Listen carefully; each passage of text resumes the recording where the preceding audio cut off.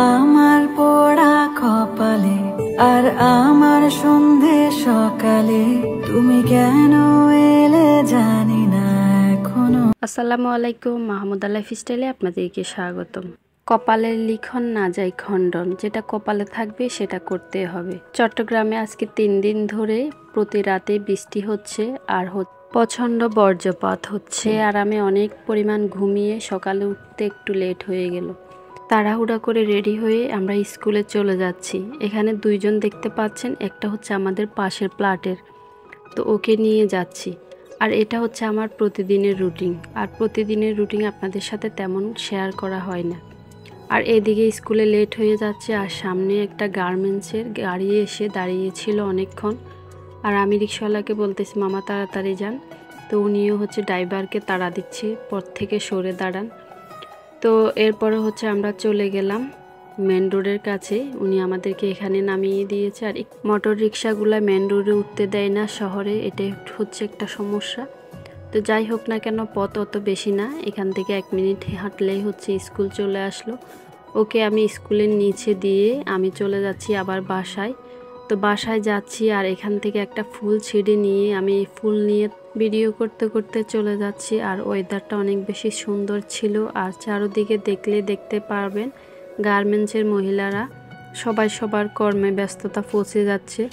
আর একটু করে লক্ষ্য করলে দেখতে পারবেন ডিজিটাল বাংলাদেশের ছোঁয়া, গাছের উপরে হচ্ছে এসি ঝুলতেছে। তো এই বিষয়টা আমার অনেক বেশি মজা লাগতেছে, আরও শেয়ার করতেছি। দেখুন কৃষ্ণচূড়ার ফুলগুলা, যখনই আমি এই রাস্তা দিয়ে যাই তখন মনে হয় যেন চোখটা লেগেই থাকে। আর এইদিকে আমি ফুল নিয়ে মজা করতে করতে চলে যাচ্ছি। ফুল আমাকে অনেক বেশি টানে, আর আমার হাজব্যান্ডে আমাকে বলে আমার সাথে নাকি জিন আছে, জিন থাকলে নাকি এরকম করে ফুল নিয়ে রাত্রেও আমি খুশবু নেই, দিনও খুশবু নেই। আর ফুল দেখলে আমাকে ছবি তুলতে হবে, ভিডিও করতে হবে। বাসায় এসে আমি চলে আসলাম ডিরেক্ট ছাদে। এটাকে ছাদ বলা যায় না, এটা হচ্ছে আমার রান্নাঘরের পাশে একটা ব্যালকনির মতো। আর সকাল সকাল এসে দেখতে পাচ্ছি গোলাপ গাছে ফুল ফুটেছে, তো বেশ ভালোই লাগতেছে। আর এটা নিয়ে ভিডিও না করলে তো নয়। আর দেখুন বৃষ্টির কারণে সব গাছের প্রাণ ফিরে পেয়েছে। আর বাসায় এসে দেখতে পাচ্ছি ছোট ছেলে রেডি হয়ে বসে আছে, আর সম্পূর্ণ ঘর এলোমেলো হয়ে আছে। ওকে খাইয়ে দিয়ে টিফিন দিয়ে ওকে আমি নিয়ে মাদ্রাসায় দিয়ে আসব, যেহেতু আজকে শনিবার ছিল। আর মাহিদুলের স্কুলের কারণে সব কিছু এলোমেলো হয়ে যাচ্ছে। তো এদিকে হচ্ছে ওকে স্কুলে মাদ্রাসায় নিয়ে যাচ্ছি। মাদ্রাসাটা বাসা থেকে বেশ কাছে আর একটু উঁচা জায়গায়, যদিও উঁচা হয় তো আলো বাতাস অনেক বেশি আছে। সব মিলিয়ে ওদের মাদ্রাসা আমার অনেক বেশি ভালো লাগে। তো আপনাদের কাছে কেমন লাগে কমেন্টস করে জানাতে ভুলবেন না। আর ওকে মাদ্রাসায় দিয়ে চলে আসলাম বাসায় এসে সব কিছু গোছগাছ শুরু করে দিচ্ছি। এলোমেলো কিছুই ভাল লাগে না, এক টুরি মেরে আমি সব কিছু গুছিয়ে নিয়েছি। আসলে লাইফটা যদি এত সহজ হতো, টুরি মেরে সব গোছানো যেত, তাহলে টুরি মেরেই সব কিছু সম্ভব হতো।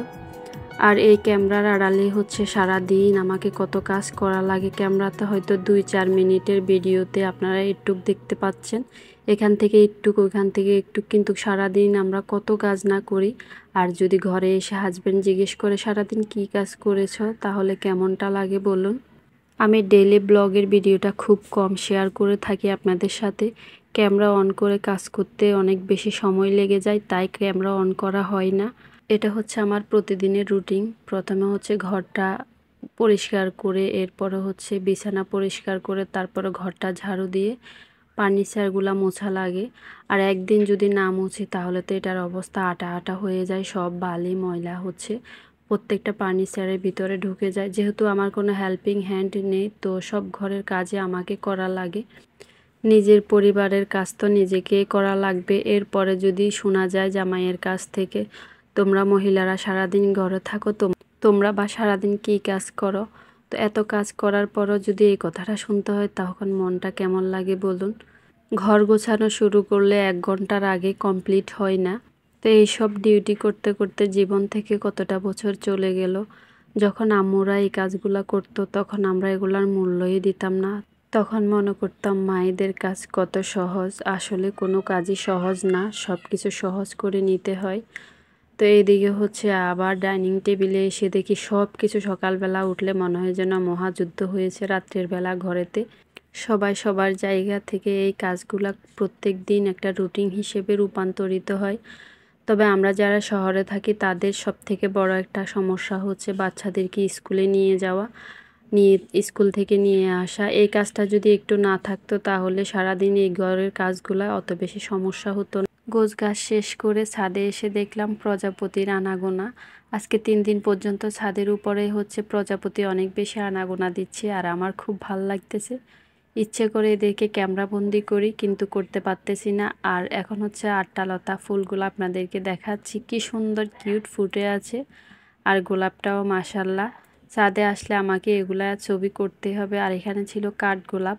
কাঠগোলাপ নিয়ে একটা কাহিনী আছে। আর এই কাঠগোলাপের ঢালটা পেয়েছি আমি মাহিদুলের স্কুল থেকে আসার পথে। আর এখন হচ্ছে কাপড়গুলা মেলে দিচ্ছি। বাহিরে অনেক বেশি রোদ, রাত্রে হচ্ছে অনেক বৃষ্টি হয়, আর হচ্ছে দিনে অনেক বেশি রোদ থাকে। আর পুঁই শাকগুলো অনেক সুন্দর হয়েছে, বললাম না ফুল দেখলে আমাকে টানে। এই মাধবীলতাটা একটা পার্ক থেকে নিয়ে আসি, ছোট একটা গাছ। আর এটা হচ্ছে মেহেদি গাছ, পাতাগুলা বের হচ্ছে। আমার 2টা মেহেদি গাছ আছে, এটা অনেক ছোট, 2টা সেম এইজের, কিন্তু একটা ছোট একটা বড়। আর এটা ছিল রেন ফ্লাওয়ার গাছ, কবে যে ফুল ফুটবে। আর এইদিকে বাসায় এসে আপনাদেরকে একটা জিনিস দেখাচ্ছি, কাঁথা কম্বলের নিচে হচ্ছে আমি দই পেতেছি। এটা রাত্রে 10টার সময় হচ্ছে আমি বানিয়েছি, বানিয়ে এরপরে পাতিলে রেখে হচ্ছে কাঁথা কম্বলের নিচে ঢুকিয়ে রেখেছি, যেন গরমের ভাবটা থাকলে তাড়াতাড়ি দইটা বসে যায়। আমার ভিডিওটা আপনাদের কাছে কেমন লেগেছে কমেন্টস করে জানাতে ভুলবেন না। ভালো লেগে থাকলে আমার ইউটিউব চ্যানেলটা সাবস্ক্রাইব করে পাশে থাকার অনুরোধ রইল।